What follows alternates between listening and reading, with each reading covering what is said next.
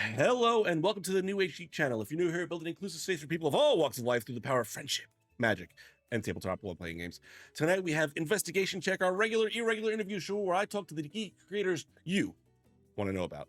Tonight we have Twitch streamer and performer, owner of the crit hit Chronicles, and professional wrestler Kujo from KujoPlaysGames. How you doing, Kujo? Hey, what's up? I'm already tickling my mouth. My mouth, no work good. I just put a hit on him. And I like hi.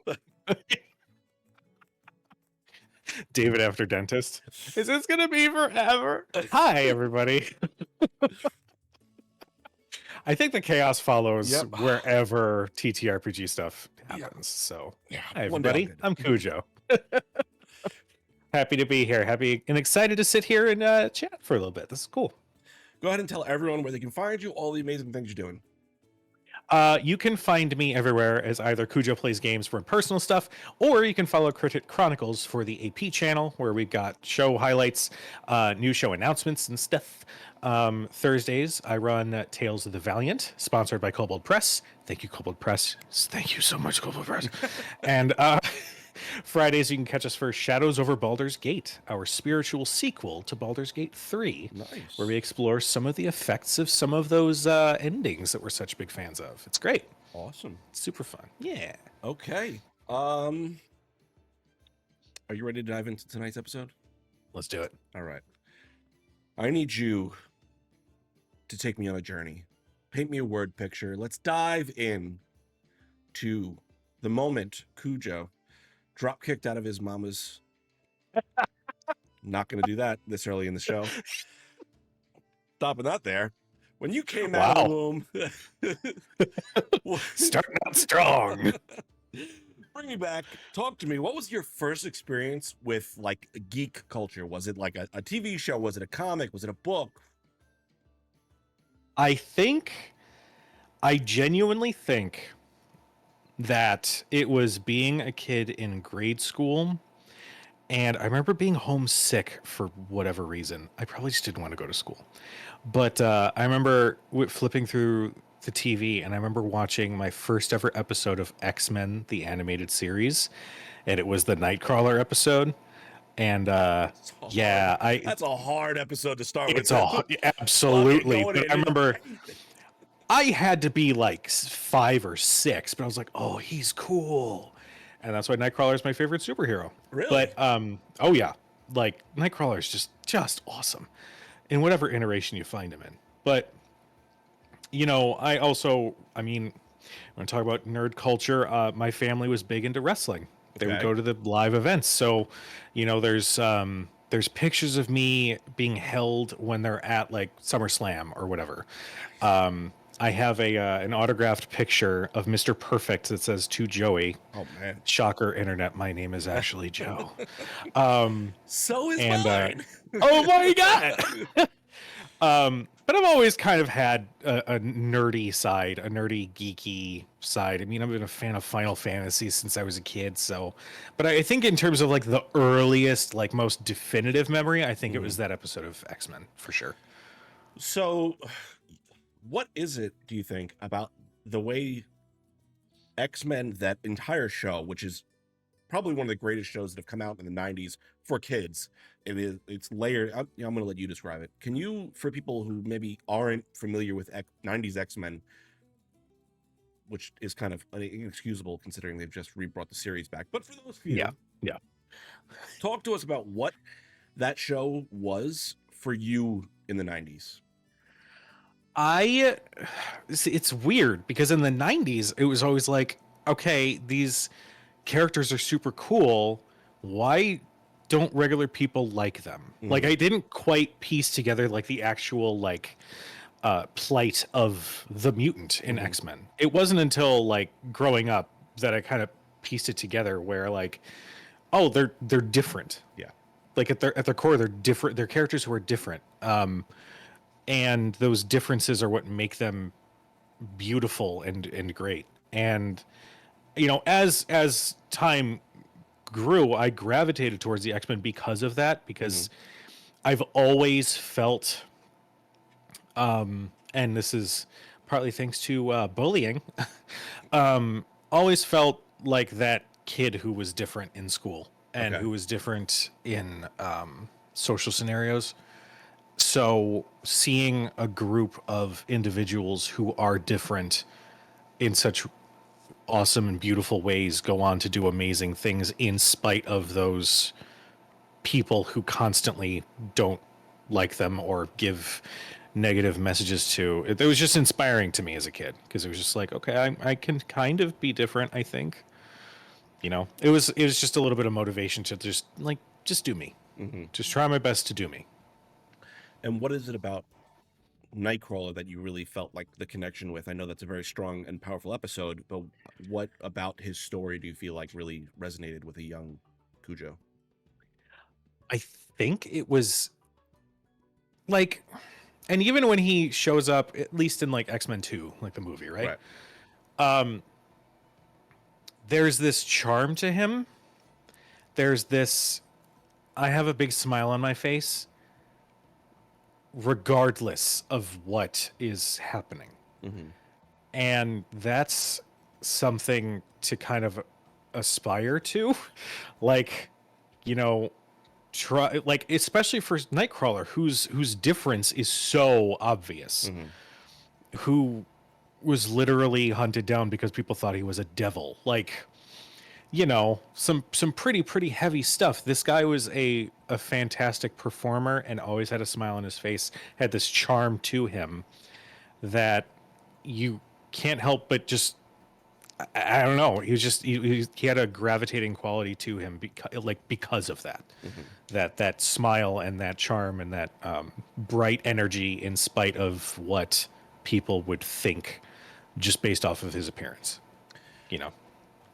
Um, I'm going to ask a question. If you're not comfortable answering it for whatever reason, we can just move on. But I want to ask about, because a lot of Nightcrawler's story is connected to religion and religious trauma and the different things. Do you find that storyline influencing the reasons you liked him, or like is that something that you don't connect with the character? I don't connect as much to that part of the story. I at least in terms of the religious trauma. Hmm. I don't connect to that part. Um, I think we all have some parts of our childhoods in some way, shape, or form that stick with us in some way, shape, or form. But in terms of the specifically religious trauma, that is not something I personally have Right. had to, Well, I meant like more as like a analogous connection in some way. Sure. Right. Um, maybe Mhm. I like, again, maybe as a kid I didn't really put it together, but kind of. Right. Okay. Um, Now, obviously, you've made hundreds of D&D characters at this point, correct? Don't log into my D&D Beyond. There are so many that will probably never get played. Is there like a Nightcrawler mirror character? Like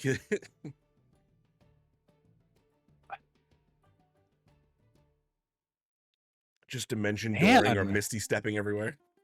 I mean, well, yeah, because you know what? Yes, there is. Okay. There is. Have you played them?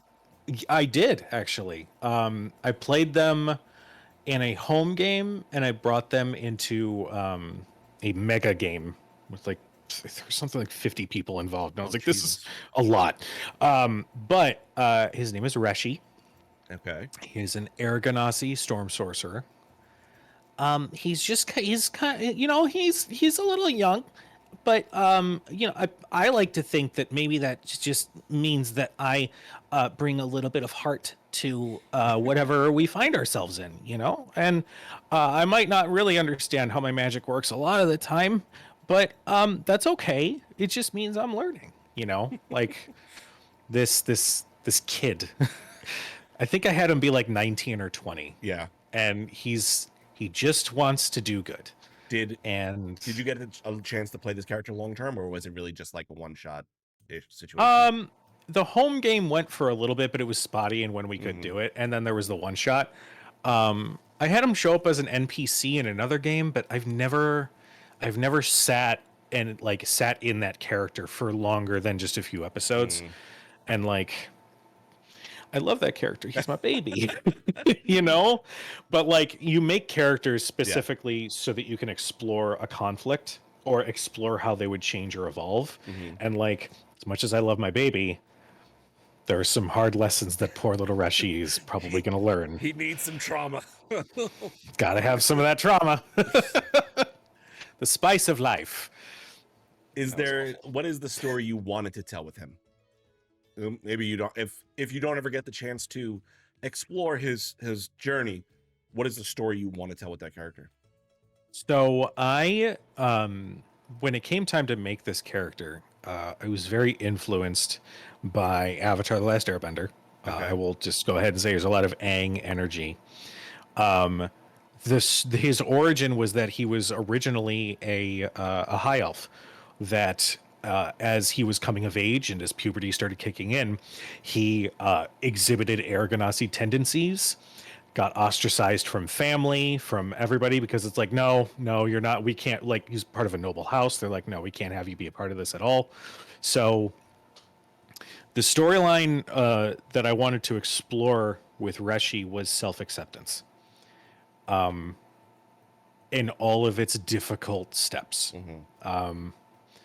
I I tend to put some themes and some little bits of myself in characters, Right. and that is something that I'll admit I have struggled with Hmm. in life, and exploring that as this character, not to say that's like therapy, but Right. like exploring it would kind of like bring a little Perspective. bit of light, a perspective, yeah, to the situation. Exploring what happens with a character who's like, I'm not supposed to be this, Hmm. and where that could take him, and what conflicts would come up until finally he's, maybe comes to terms with, like, this is me, this Hmm. is who I am, and I have to accept that and love it and respect it. So Is that a storyline you find yourself constantly, or at least more often than not, putting into some of your characters? Or do you find yourself finding another major theme in your character development? I I try to vary it up. Hmm. Um, like for instance, on Wednesday nights on Nerd Immersion, I play Gable, a Tabaxi now warlock, but originally started as a rogue. Whose whole plot was, and I'm get shameless. I don't care. A combination of Kill Bill and The Crow, Nice. two of my favorite movies. Just not even going to pretend. Um, but that character is such a departure from the innocence that is Reshi. Uh-huh. Gable is not a good person, Okay. despite the face that he might put on, despite, you know, the charm and the wit and sometimes the humor. He has a very dark thing that he has to go and do, and while he'll be nice to your face, he's going to do it whether you want him to or not. There's like this brutality to him, and I try with every character to try to bring some new perspective, some new story. Hmm.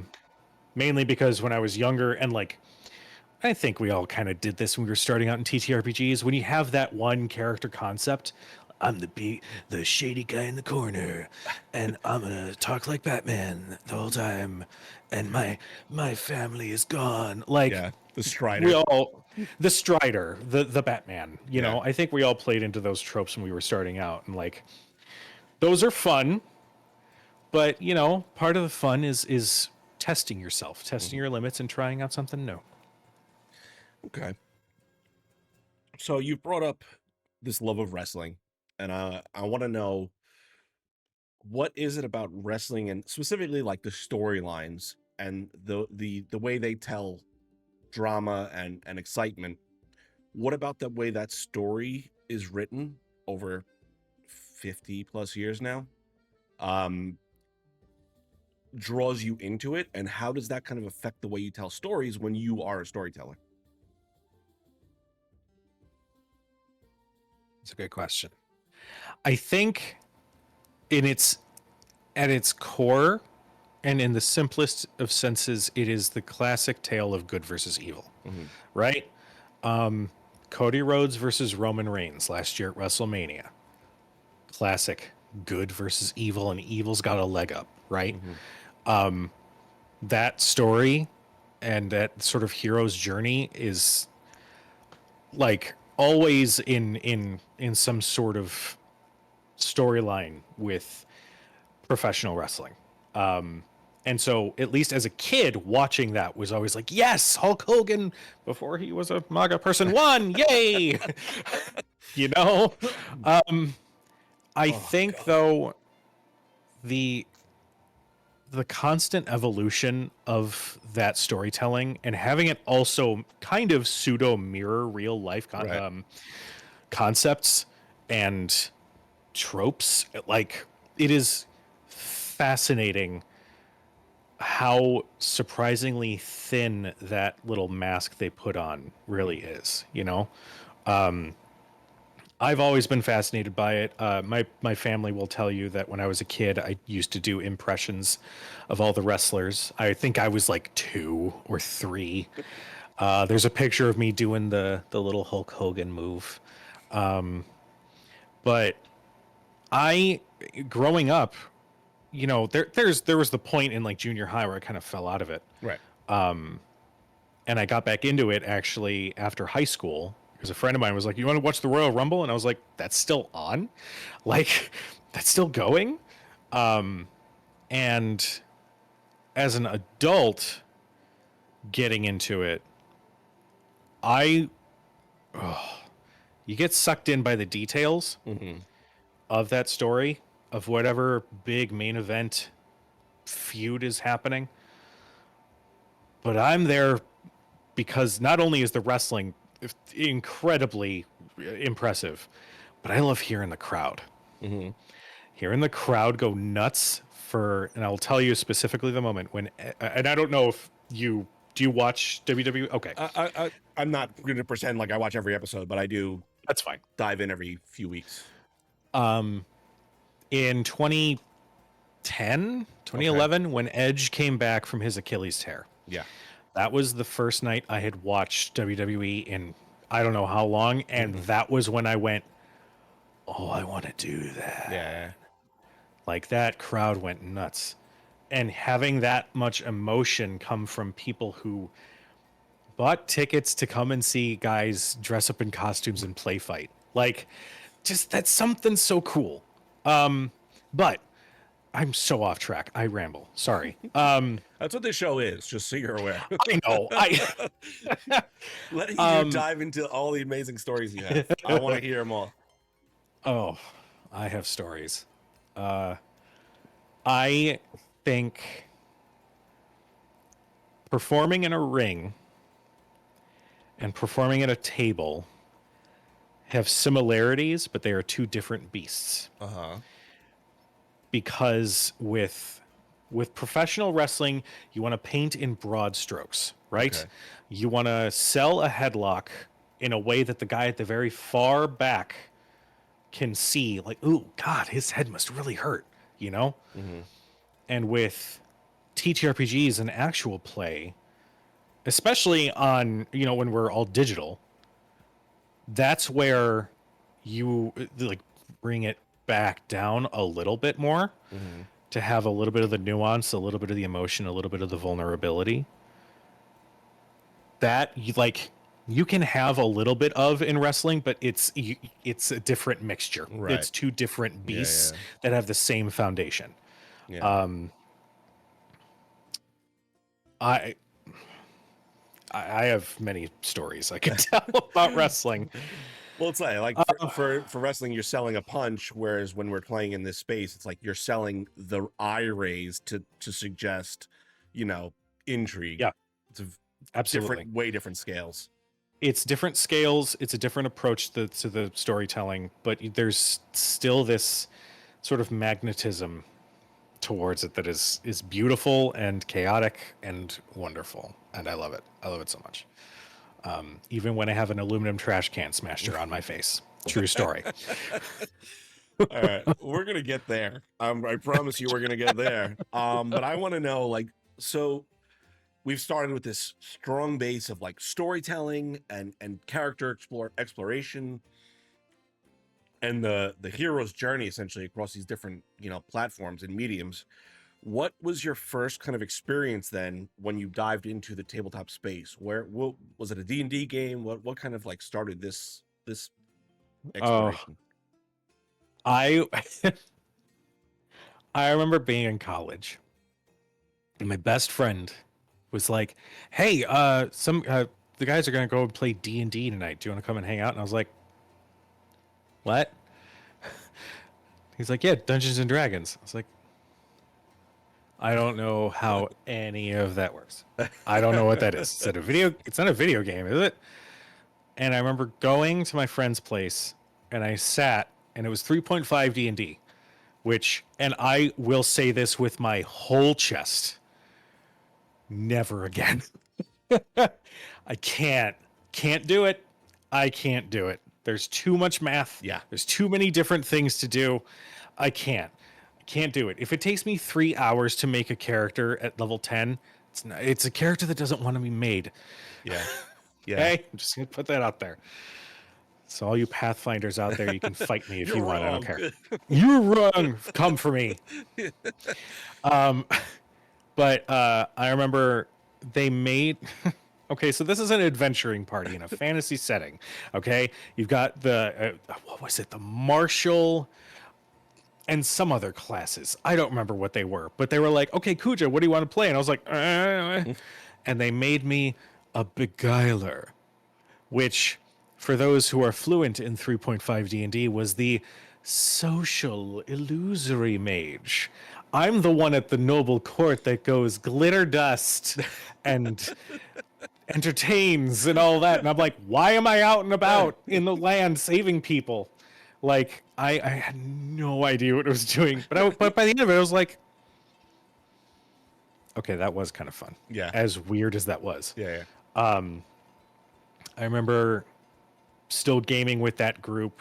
I'd made different characters from there. From 3.5, we ended up trying to look at different systems. So that's where I got exposure to Mage, for those who are fans of World of Darkness, to Burning Wheel, a couple other systems. But it was always just home games. Yeah. And,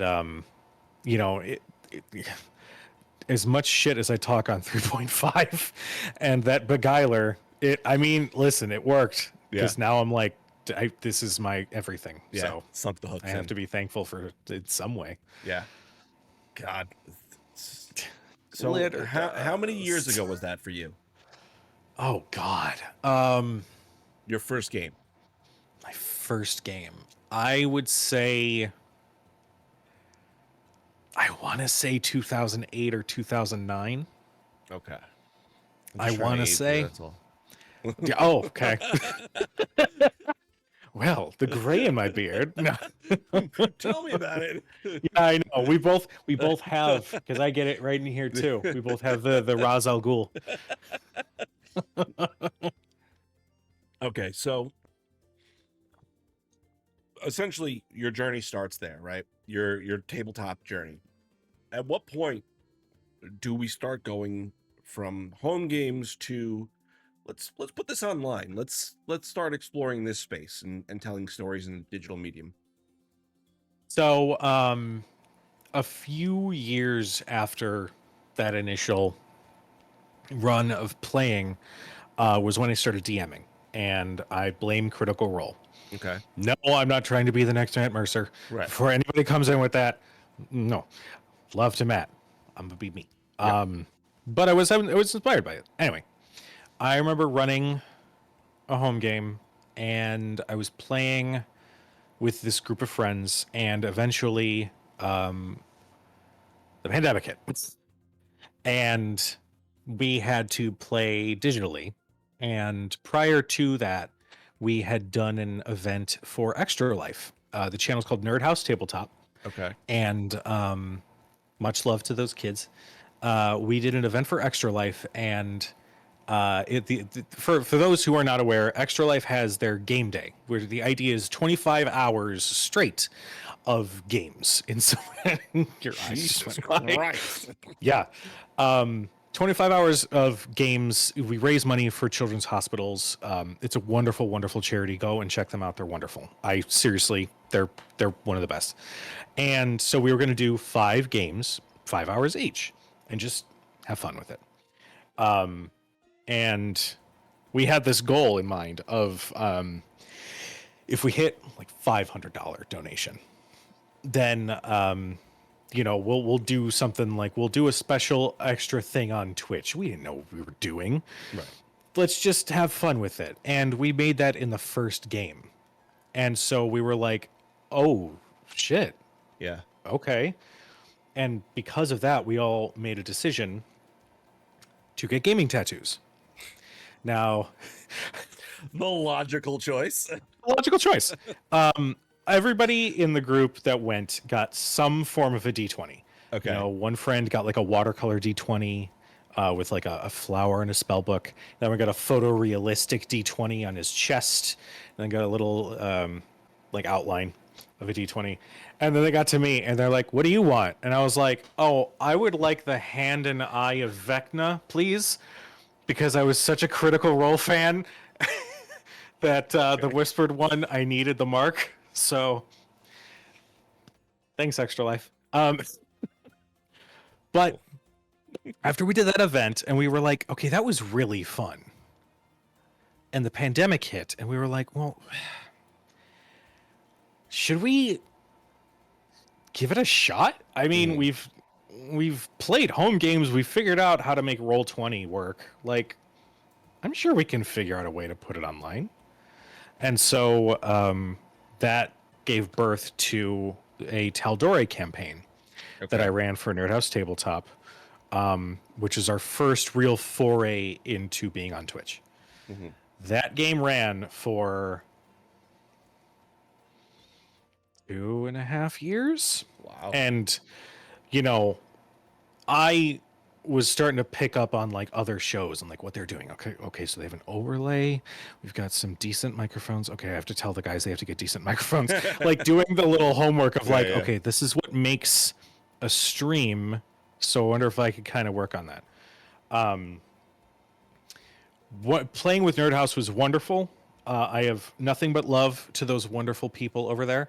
Eventually, the time came where I had to step away. Mm-hmm. And at that time, I had been speaking with a very good friend of mine, Jonathan, a.k.a. Latinos Against Spooky Shit. Hi, Jonathan, you big bitch. And I decided, you know what? Because I had my own channel that was like not doing anything. And the decision came up of trying to do something on my own. Mm-hmm. And that's where Crit Hit Chronicles was born. Okay. So, again, when was this around? This was October of 23, I think, was when that move was made. And I had planned on the first campaign starting in January. And that was, that was when the official launch happened. I think it was January. Oh, awkwardly enough, I think it was January 7th. We're not going to talk about other stuff that happened on January 7th. Moving on. Yeah, moving on. So what was that first story that you told? Like, what made you want to go out and tell this story by yourself on your own channel? So, okay. We're talking about being a nerd since I was a kid. A series I have been a fanatic of since I was a kid is Final Fantasy. Okay. I don't know why Siri turned on. Go away, Siri. Final Fantasy. And Jonathan and I had been hanging out a bunch, and we were talking about the remake trilogy that was coming out. Mm. And we were talking about the new game, and they released the first trailer.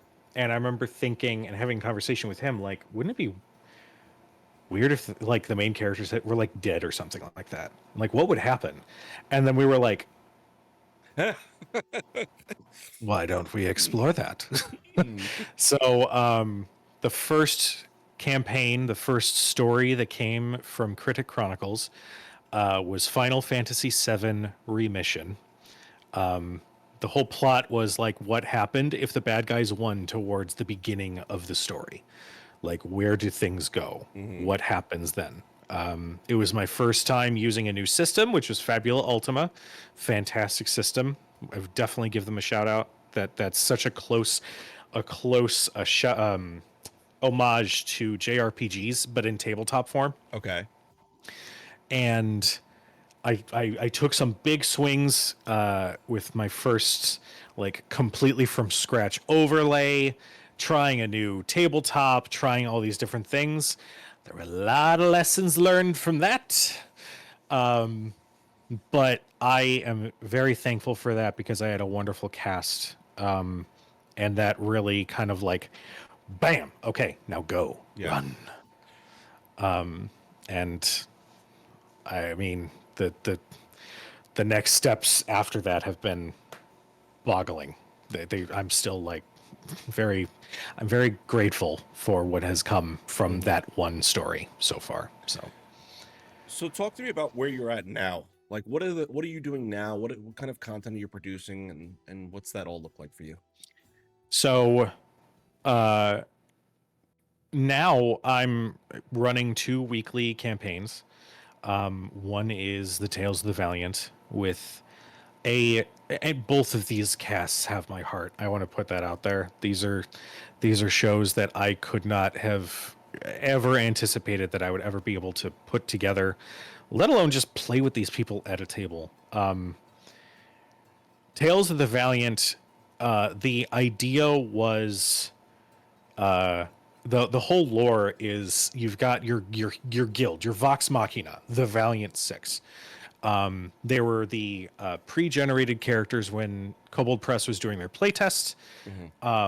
And the live one shots was always like the Valiant Six go, and I don't know why I'm doing the Legend of Korra announcer voice.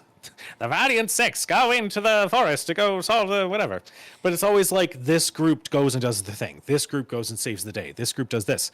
So it's like, well, what happened if Vox Machina, or like if you wanted a Marvel equivalent, the Guardians of the Galaxy just disappeared? Right.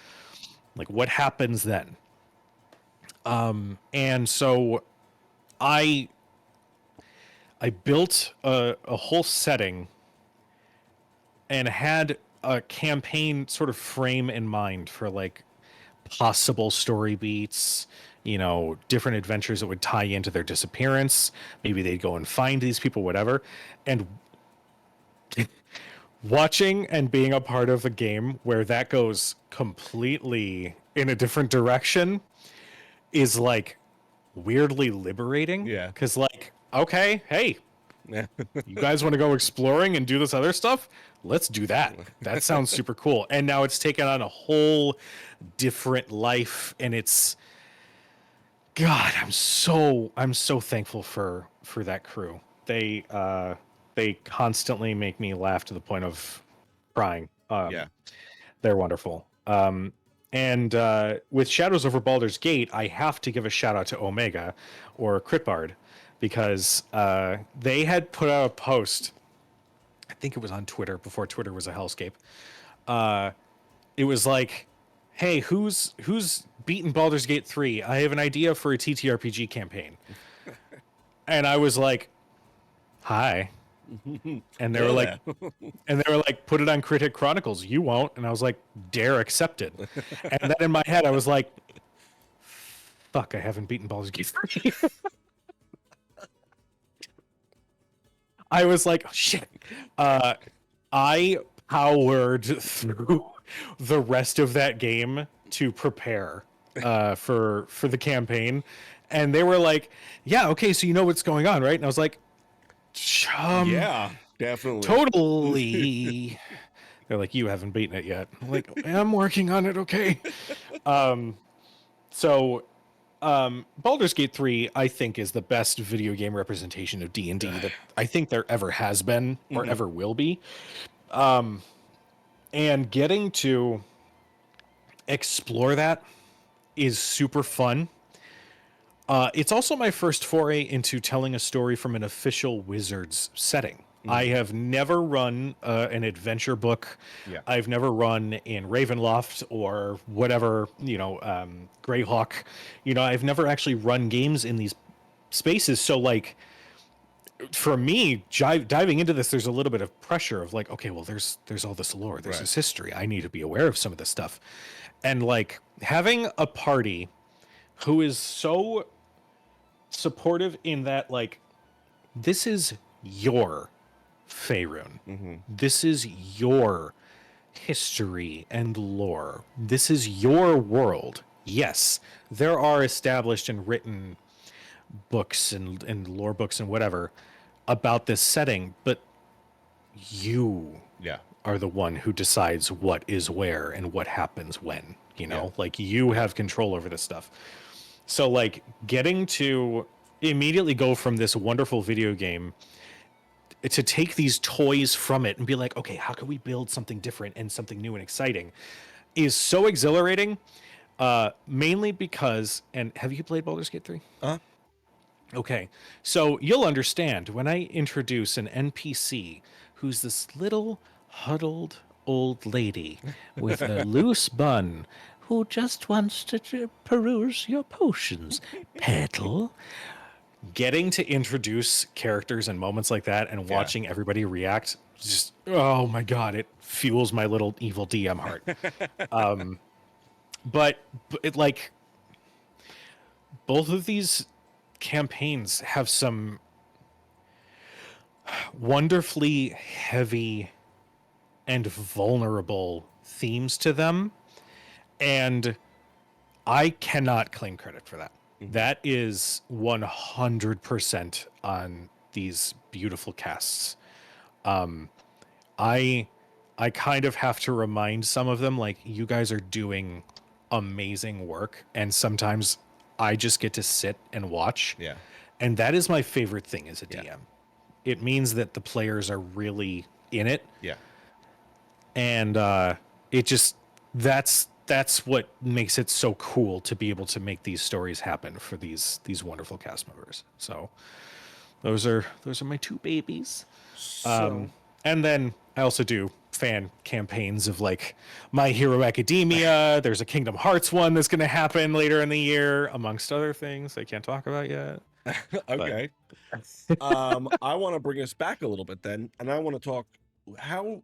So you have a very flourishing childhood, I'll say, of complex and not complex storylines. How do you see those kind of influencing the way you design campaigns now and the storylines you tell in those spaces? Do you see yourself leaning more towards the nuance and the political and social intrigue, or do you see yourself doing the big good bad swaths of wrestling? I think it's a little bit in the middle. Mm-hmm. When and this is just how I run a lot of my games. I mean, obviously, if it's like new people coming to the table, you want to teach them how the game works. There's gonna be a teeny little bit of railroady of like, okay, here's the big bad guy, go and fight the big bad guy, like whatever. I like presenting a conflict on a varying scale and then have it sit there and just see what my players do. I could think of like 5 or 6 different ways to accomplish said goal or get past said obstacle. But it's really up to the players on how they want to proceed with that. Now, in terms of scope, I have the Tales of the Valiant has a very a large scale conflict in that there's a war going on between two nations, a war that one has lost, and now there's an occupation. That is always sort of ever present as sort of a big, broad stroke, like this is the situation. Now, at the same time, in this big, broad stroke, there is this very, very small but very potent obstacle of a character who wants to be like wants to be something to be proud of in the eyes of his father, which is still related to this big crazy thing. So I think you can do both. You can have big blatant good versus evil. Baldur's Gate 3 or the Shadows over Baldur's Gate. Tiamat is trying to come back. She's trying to show up in the material plane. That's a pretty clear-cut villain. Mm-hmm. But then you've got like inner workings in that of like a tiefling who's trying to believe that he has a soul, who has been stuck in hell for the longest time. Like that's such a that those smaller ones, those smaller conflicts in combination with the bigger ones are it's just I don't know how to explain it. I think switching back and forth between big and little in terms of conflict is so much fun. Yeah. When you are playing in a game, do you find yourself drawn to stories of the nuance and the kind of interpersonal relationships between characters and the enemy and the different things? Or do you find yourself enjoying stories where you're trekking to take down the big bad guy? I love the nuance. Mm-hmm. I love I love stories that involve complicated relationships and seeing how not only those change and evolve, but also how the characters grow and change throughout the story. Mm-hmm. Because, and this is not to put down, you know, a simple good versus evil, Right. you know, it's, there's more gravity to it when you're looking at a character that is growing and changing and learning throughout a story Mm-hmm. than just, you know what? I have the best way. And this is another hot take. I hate Superman. Okay. I've hated Superman since I was a kid. I'm like, this guy just does like literally anything. Yeah. And he's allergic to a rock. Oh, and magic that everybody has, by the way. Everybody has these two things. There's something that's not as gripping about like I'm a dude who can look at you and you'll fall apart. Right. Or like I will always save the day because that blah blah blah. Like that's cool. But I'm never like I'm not as into that, you Right. know? The simplicity of it because it's nothing simple like that. Right. So yeah, I think I gravitate more towards nuance and vulnerability and evolution of conflicts and relationships and characters throughout a story. Okay. So I'm going to shift here a little bit and I want to talk about how you balance the storytelling of a professional wrestling career. How do you let's start with a baseline and what kind of control do you have amongst the story of your character in the professional wrestling career? And obviously this changes from venue to venue and we're just talking about your specific story. What's that like for you?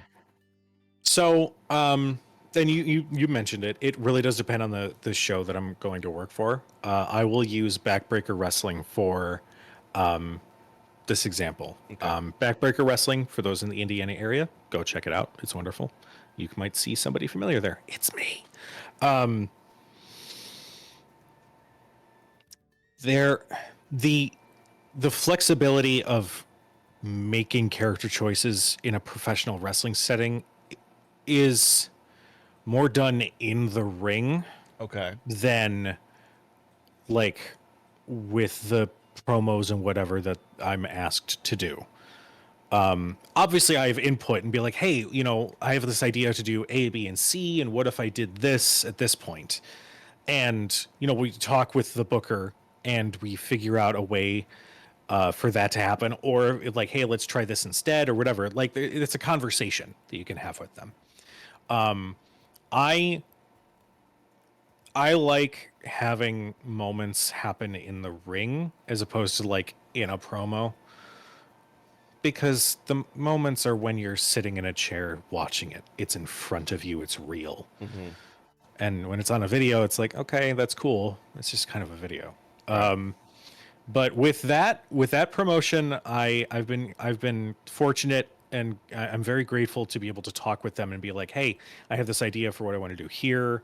You know, why don't we push towards this or whatever? Now, there was a different promotion where they were like, we're giving you a guy to have a feud with. Run wild. And I was Okay. like, oh. That was an opportunity for me to really push the insidiousness of my character. Okay. For those who are curious, my wrestling name is also Kujo, but it's a play on my old wrestling name, which is Kurt Joseph. Okay. The idea behind the character is I'm the real result of what comes out of this business. I'm the real result. I have had an aluminum trash can smashed over my face. I've been thrown through the ropes and landed flat back on a black blacktop in 90 to 100-degree weather. I've had all these horrible things happen to me. I'm the result of all that hard work. This is what you become. This is the nightmare that awaits you. Like, just someone who's a little Yeah. out there. So getting the opportunity for somebody to be like, here's this guy, here's this idea, you can take it, you cannot take it, have fun. So getting to film some of the creepiest videos and having some of the creepiest moments in a wrestling ring with his name is Mark. Hi, Mark. Was so much fun. We had so much fun just kicking the crap out of each other. And I definitely got my comeuppance by taking 3 German suplexes in a row. I love you, Mark. I'm never taking that again. Do you find a lot of the, let's say, what came first? Let me ask this question then. What came first? The improv, that's gonna fuck me up. The improv skills of There you go. of TTRPGs and that yes and kind of mentality of that, or the more, let's say, yes and improv style of wrestling? Which came first for you? I think the timeline wise, Yeah. I started wrestling in 2011. Yes, 2011. Okay. And so my first time DMing, I want to say was right around then, maybe like a year later. Okay. So I think the yes and of wrestling came first. And like anybody who has watched wrestling or who is a wrestler or somebody who knows another person will tell you that like it's live entertainment. Right. It is a live performance. Sometimes things go wrong and you have to find your way through it. So that ability to quickly think on your feet is huge. Huge. So applying that at the same time to TTRPG stuff and DMing, weirdly enough, it was like more training. Yeah. So you find those skills kind of overlapping with each other? Absolutely. Yeah. Do you think there's a lesson you've learned from either one that has helped the other one in like a big way? Yes. I attribute TTRPGs for me breaking out of my shell a little bit. Mm-hmm. As I mentioned before, I was kind of a weird kid. I had a history of bullying. I had a history of not so great things as a kid. And I still have these moments where social anxiety kind of gets me a little bit. But I am I attribute being able to speak and be comfortable and allow myself to be communicative and vulnerable and approachable to TTRPGs. Because sitting around and playing games with friends and stepping into the shoes of somebody else who has the confidence, who has the ability to walk into a room and know, oh yes, this is my group, you know? That kind of helped me find that confidence to be like, no, you know what? I can carry myself with a little bit more confidence. I Mhm. can sort of puff my chest a little bit and be more open, you know? I also attribute that to being able to cut a promo in wrestling. Okay. I I don't like to toot my own horn often. My players will tell you this. We do stars and wishes after every one of our games, and they're always like, "Say something nice about yourself," and I'm like, "I don't want to." But if there's one thing that I know I can do well in wrestling, I can cut a real good promo. Okay. And so that confidence, that charm that you get from playing a character that has those qualities, applying it to yourself, and then turning around and bringing it to the professional wrestling world, Yeah. that easily transferred through. Okay. And so now it's this like symbiotic sort of Yeah. relationship. It's just you're just in yes ending and improving that like the character that you're inhabiting in that moment. Yes, Do absolutely. you find yourself cutting promos when you're playing D&D at that point? Like you feel yourself just like slide into your BBEG and just start cutting a promo on your players? I I have learned that with BBEGs, and I will give you a specific, I'll give you a specific character. In Tales of the Valiant, the Pantheon are not known by names; they're known by Okay. phrases, because names have power. There was an evil divine called He Who Lies, who was attached to one of the characters, and I learned specifically with this character and in this moment that less is more. Yeah. I think when, and I don't want to make this big generalization, when people think of whatever, but like, I think the general idea of what a wrestling promo is when you look at promos like Hulk Hogan, Right. Macho Man, Ultimate Warrior, where they're just yelling at a microphone. Yeah. Yeah. Some of it makes sense, some of it doesn't. Love you, Warrior. Uh, but like, that's the idea. I think one person might have gotten that in the chat right now. Yes. Okay, chat, go and look up after this. Go look up Ultimate Warrior tape promo. He's literally taking wrist tape and putting it around his tag team members. It's so unhinged and it's so hilarious. Anyway, totally off track.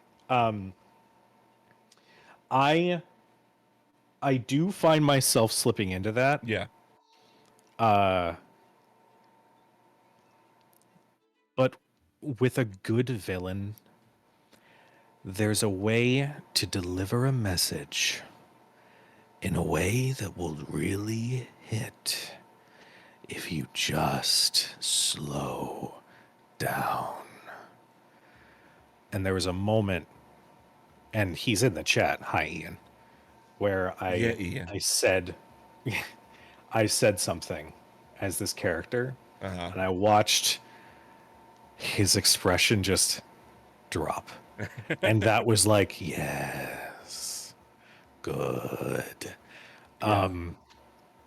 I definitely also, if I'm ever playing like a brawler, like, okay, true story, if you want me to like channel my wrestling persona, have me be a monk. Yeah. Just put me as a monk. Just gonna And shoot in the middle of the fucking I'm gonna campaign. shoot in the middle of the game, and I will detail some awful, awful stuff I will do to these monsters or enemies, and just be like, there you go. Mic drop. Boom.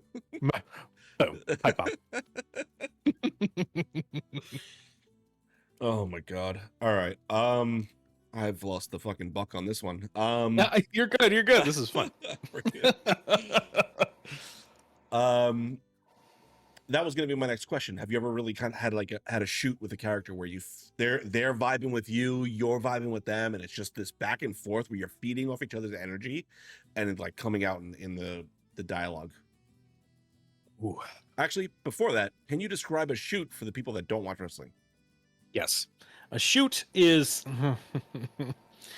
a shoot is the controversy of professional wrestling. It's when somebody goes off script. And a shoot is like you're trying to go for either making an impact on the other person, either physically or mentally or emotionally, whatever. Basically, it's like going beyond the story. I'm trying to think like a good like a good trash talking. Is that what Yeah, you're like kind where you of really have like a asking? good vibe, like your villain or whoever your character is Mm. just really riffing back and forth with another player. I would have to say He Who Lies with My Party, because Yeah. there was a solid moment with me and Noir, the Noir Enigma, where the BBEG has this manipulation. You know, he tries to go for the jugular. He tries to make you hurt on the inside, and that's all he could really do because he was like projecting Mm-hmm. to these individuals. And if I learned anything, is that you better be prepared when you try to engage with Noir, because Noir will take that, wrap it in a bow, and shove it right back in your face. And I was like, oh shit. Like I was like, I am not on that level. Holy shit. But no, I like really any exchange between Ian and He Who Lies and Noir, like just Yeah. that whole character and all those interactions were so good. They were so great. Okay. Um, we're kind of getting to the end of this interview, so I'm gonna Okay. get ready to kind of start wrapping us up here. But I want to ask you, you're doing a lot, obviously. You're out there. How many channels are you appearing on right now? It's a lot, right? There's a lot. One's recording something, so not officially yet, but there are a few. They're out there. Nerd Okay. Immersion, crit hit. Hack Recklessly, I've shown up on. Who's in the chat? Hi, LB. Folk and Myth, Queen's Court Games. Uh, I can't even think of all. That sounds so pretentious. Oh, I'm everywhere. God, No, it's I'm not hard. that kind Woe of is person. I me. promise. I I'm just so busy. No, I promise I'm not that kind of person. But those are the ones that I would give a Right. shout out to for Okay. sure. So, is there any dream projects or kind of collaborations that you'd really love to pursue in the future? Oh, I mean, sitting at a table with a bunch of nerdy ass voice actors would be really Yeah. cool.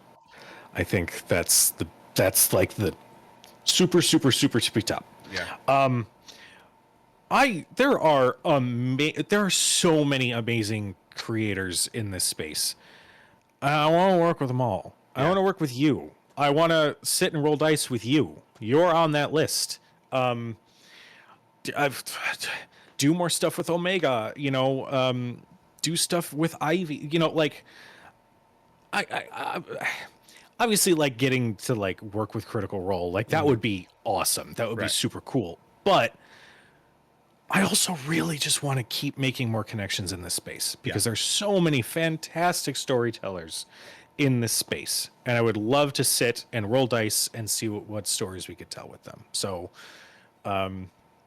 let's roll dice sometime.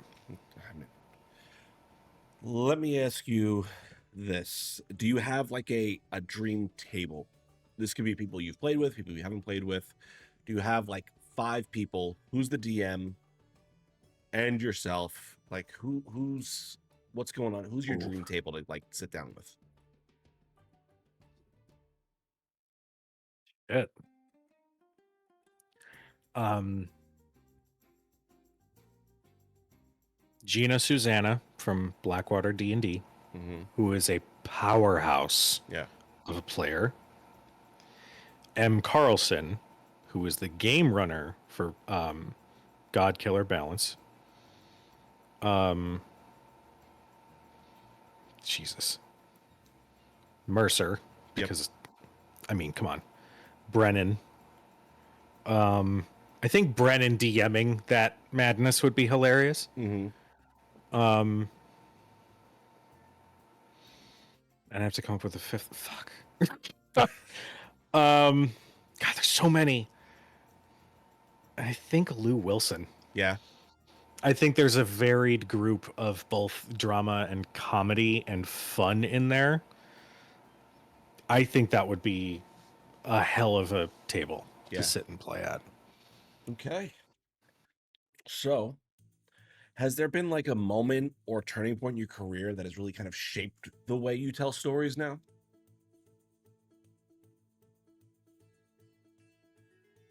Yes. And it was the first game I ran. Okay.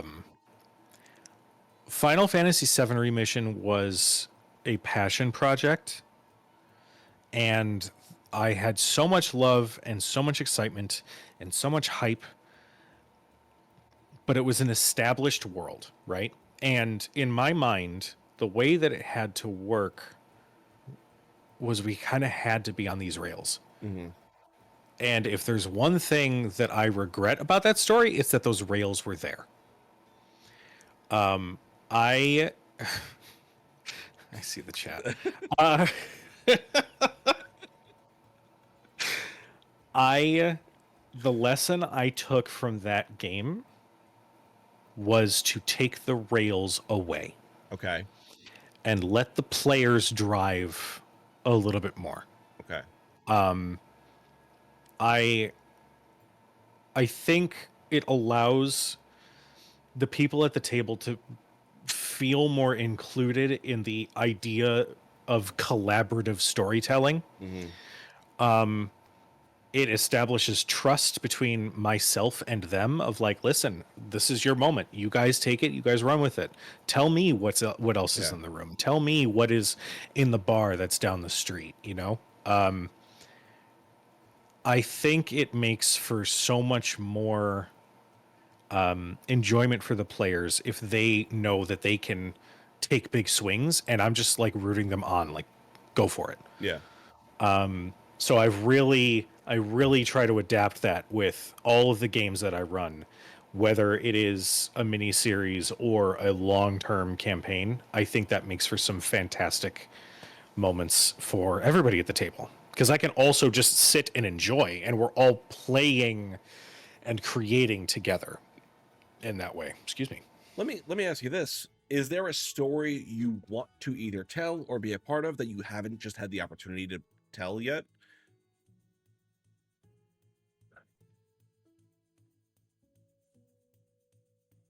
There are a few Mm-hmm. that come to mind. Uh, Obviously I've got like my fan projects, right? Right. Like the Kingdom Hearts games and whatnot.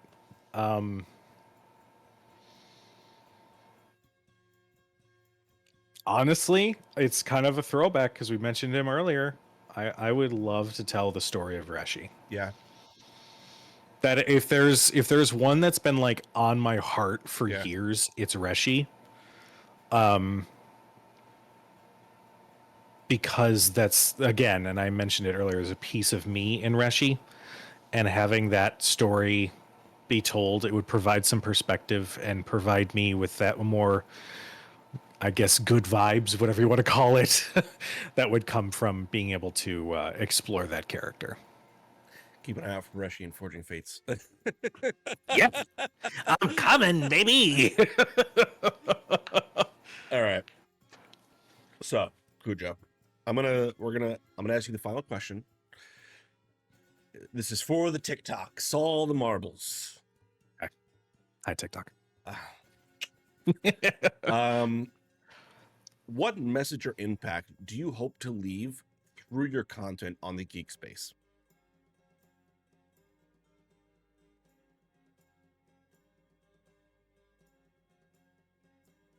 Ugh. There's like 3 different messages. Okay, I'm gonna say 3 things.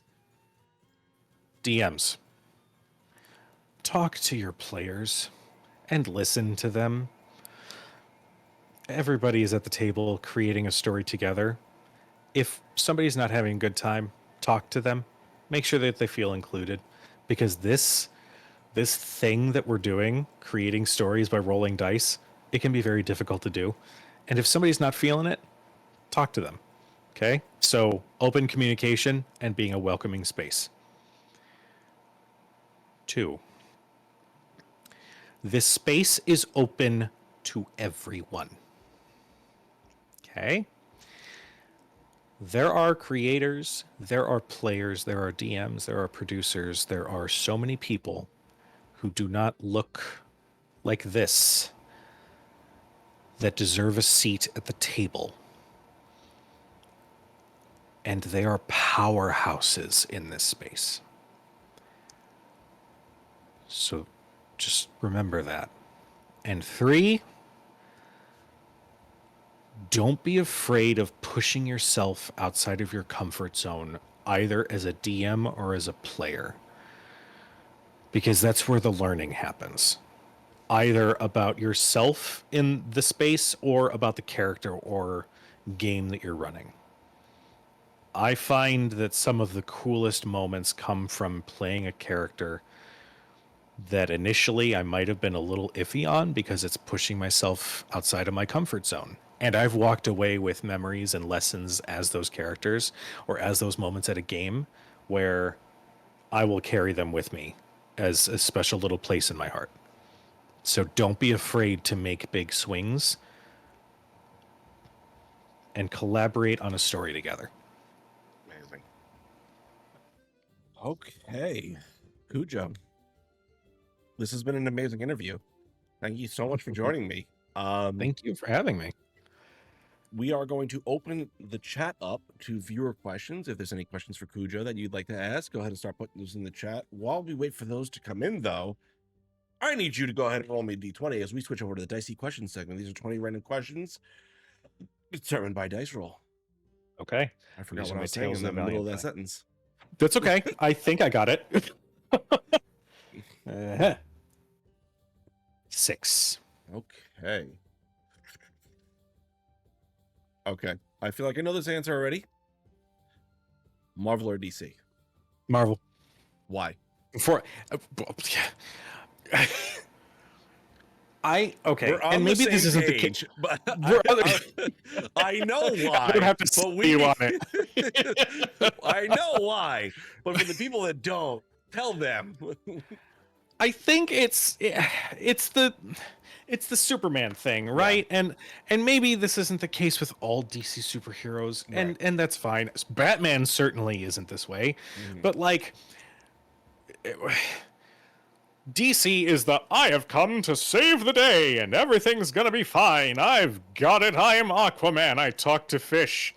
And then Marvel deals with like, I'm coming to terms with a lot of shit about myself and this bank is on fire.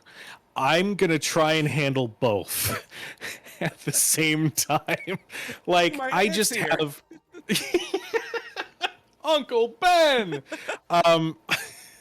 Like, for me, I just have such a stronger connection to Marvel because, like, there's so many characters that have legit stuff that they're working through, and it's kind of like out front. Whereas with DC, it's puffed chest, Right. and everybody's respected and well liked and whatever, you know. So that's my very very hot take on a general concept of Marvel and DC. Don't come for me, comics fans. Have you seen Born Again yet? I have not. Ooh, I know. That is when I get home from my tattoo on Saturday. I plan on powering through those. So for my birthday, on my birthday this year, I had a tipathon, and I was running a My Hero Academia themed short series, and it was great.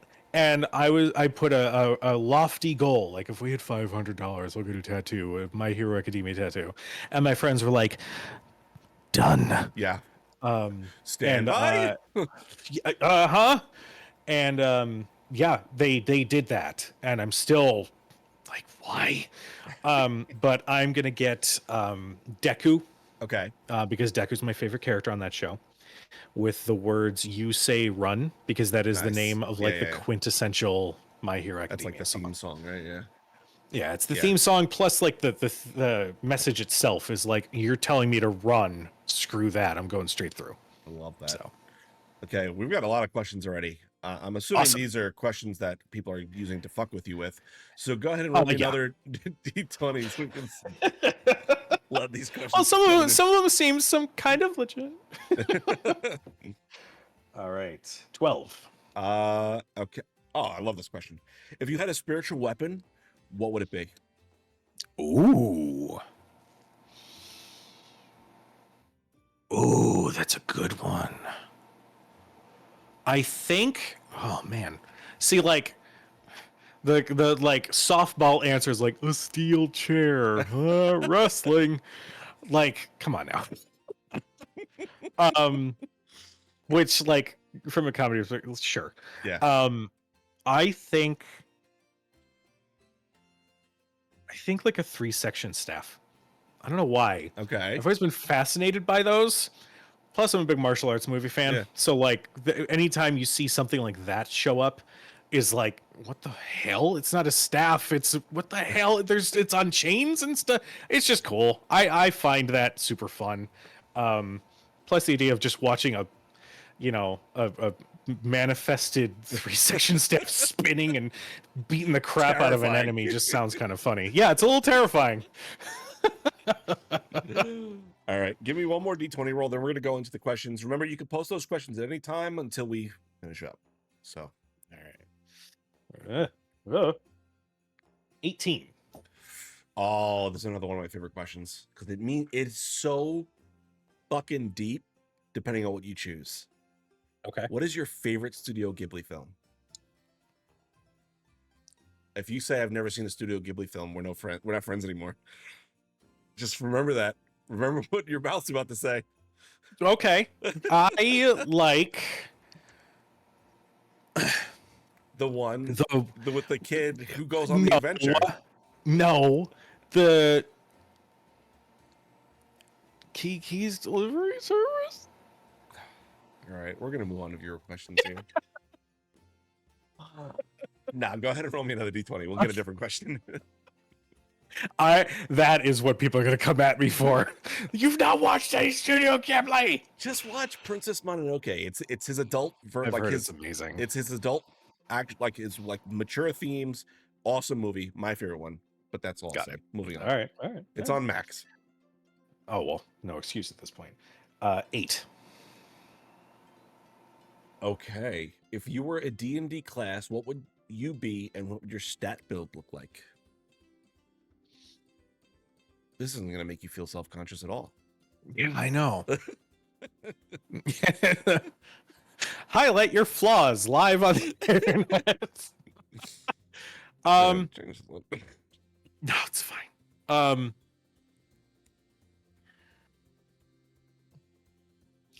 Probably monk. Okay. If only for the pro wrestling experience in there. Why not fighter? Maybe a little bit of fighter in there. But I also think a little bit of sorcerer. Okay. Why? I'm looking at the chat. I can't look at the chat. They're calling me out for not watching any of the movies.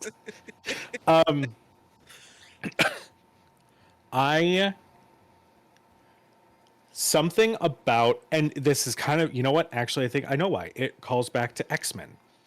The idea that sorcerers get their abilities from some natural evolution. Mm-hmm. It's something that comes from inside that manifests. It's will made manifest. Yeah. That just sounds awesome. Just something about like developing that and then being able to change it, and whatever this energy is inside of you can manifest in different ways. That is fascinating to me.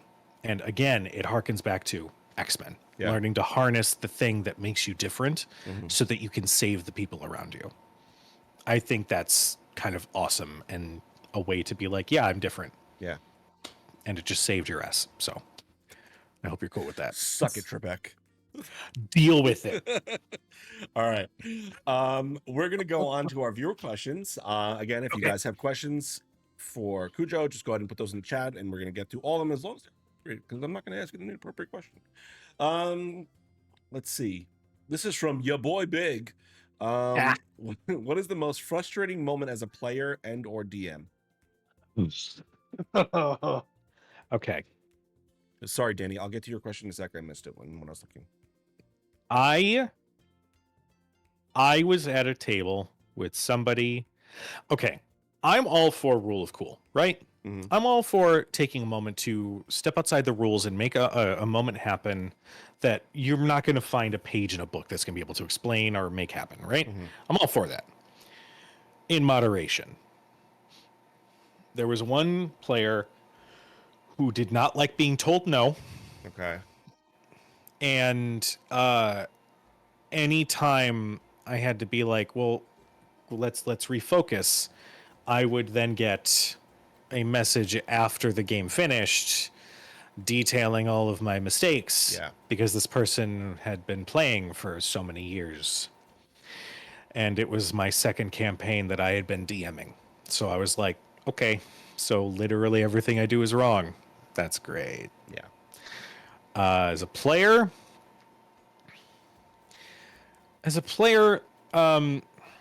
not having a role matter, Yeah. not having a decision matter. That could that I mean that I've had that a couple times, and it's a pet peeve. I guess it's sort of like it's calloused over, so it doesn't bother me as much now because it's like, okay, this is the kind of game we're here now for. This is great. And you just sort of find a way Right. through it. But like, Yeah. yeah, just if you're playing at a game that's supposed to be collaborative storytelling and the storyteller's like, okay, you did that, but we're gonna do this instead anyway, it's like, well, then why did you make me roll? Right. Why Right. ask me? Yeah. Are you writing a book or am I just like, That. yeah. Yes. Don't write books, DMs. Please don't write books. Okay. This is from CG Danny B. What is your favorite die and why? I'm assuming this is a personal question because Danny in some way has given you a die. Well, it's just I'm sure Danny was like, oh, D4s. Okay. And it's not for the reason, it's not for any like in-game reason. It is such a dumb reason, and I will never do this because Oh the my more and more I God. think about it, it sounds painful. I was gonna say, have you used this in the ring? No, but there was a hot second where I was trying to come up with a D&D gimmick, and the idea would be instead of pouring out a thing of thumbtacks, Just pour D4s. out a bunch of D4s and then do some big move onto it. But then I'm like, no, but like with thumbtacks, they stick in and then they stay there. Yeah. With D4s, especially those resin sharp ones, Yeah. they will pierce your skin and Yeah. then like leave it in this You'll be awful open bleeding wound. like a sieve. Maybe we don't need to do that. But yeah, D4s are always fun, mainly because whenever I'm like, I cast Magic Missile, and I'm like, shit, I don't have D4s, and I have to reach into my bag and you just hear. All right. This is from Danny as well. What's a system you haven't run yet that you'd like to try? Call of Cthulhu. Oh, okay. Why? I have done maybe 1 or 2 sessions, but it was like starter set stuff. Yeah. And you know what? No, I'm gonna take that answer back. Candela Obscura. Okay. Because the very idea is like, what haven't you run? And I just finished saying I ran 1 or 2 sessions of Call of Cthulhu. I love horror. Okay. I love illustrating creepy and awful things coming around the corner to come after a party. Yeah. I get such this evil little devious joy out of illustrating that stuff. And A system that dives into cosmic horror. Yeah, Mm-hmm. just tickles that pickle. Just out there, Mm-hmm. fucking. Just... Okay. This is where we get to towards the end of the interview. Just Hey, heads it's up. fine. It's fine. Um, yeah, I think that would be a lot of fun. Yeah, A lot of fun. I like turtles. Hey, apparently, whatever you're doing is passing on to me.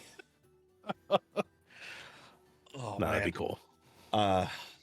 Yeah, I gotta. We'll talk about it after that. I got something to talk to Cool. you about for that. Yes. Who's your favorite one-shot DM? This is from Heck Recklessly. Ooh. Hi, LB. A one-shot DM.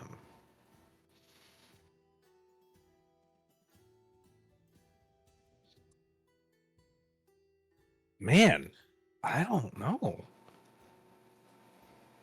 Like I'm trying to think of some of the one-shots that I've been in.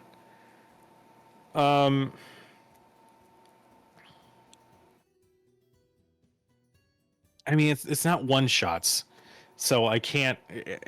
It's short series, so I'm gonna because I can't think of one-shots that I've been in at the moment. I'm gonna use a short series.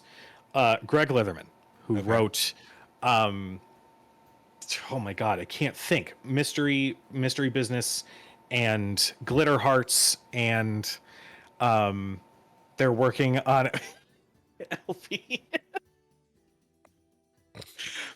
LB, I love you so much. Don't be mad at me. um, Greg is fantastic as a DM, as is LB as a DM. But Greg is fantastic in that it's really cool sitting and playing a game that he literally designed. Yeah. And being like, here's how you do A, B, and C. And but then opening it up to like, what do you guys want to do? Yeah. And still have that agency of like, you guys tell me what you guys want to do. You know, there's just something so freeing and so exciting about that. And also, LB from Hack Recklessly does a fantastic Monster of the Week game, period. Anybody who's anybody should go and sign up for LB's Monster of the Week game. So there, I gave you two answers. One was not at all pressured out of me.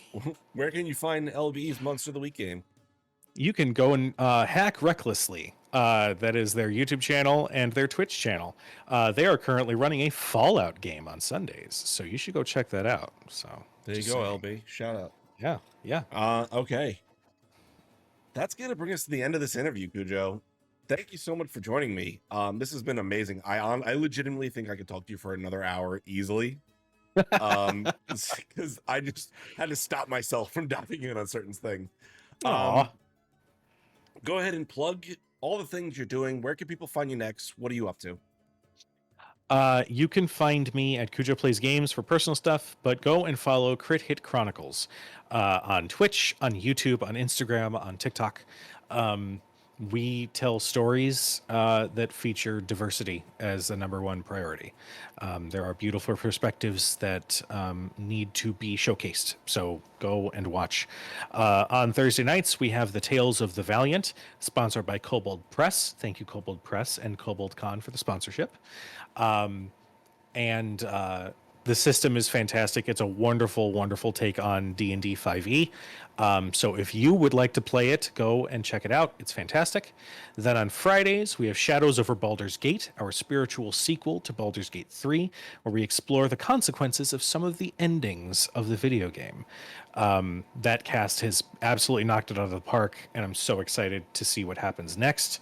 In the future, at around June or July, there's going to be a special Kingdom Hearts mini-series where we are going to take our beloved Kingdom Hearts series and put it into a tabletop RPG, because why not? I might have to sing a cover of Simple and Clean to advertise for that. Yeah, that was one of those tip goals for my birthday. So that's a thing that's going to have to happen. But there are also other projects that I can't talk about yet. So I will instead say, go and follow the social media channels so you can see when new stuff gets announced. I love it. Let's see. As far as we are concerned, New Age Geeks is off next week because it is spring break and I am taking the week off. Sweet.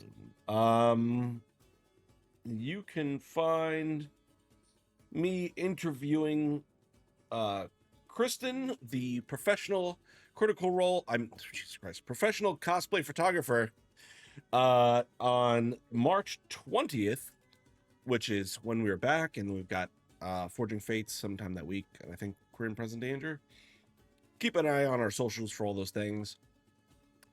I've got nothing else. If you've got nothing else, remember, we love you, geeks. Good I night. love you.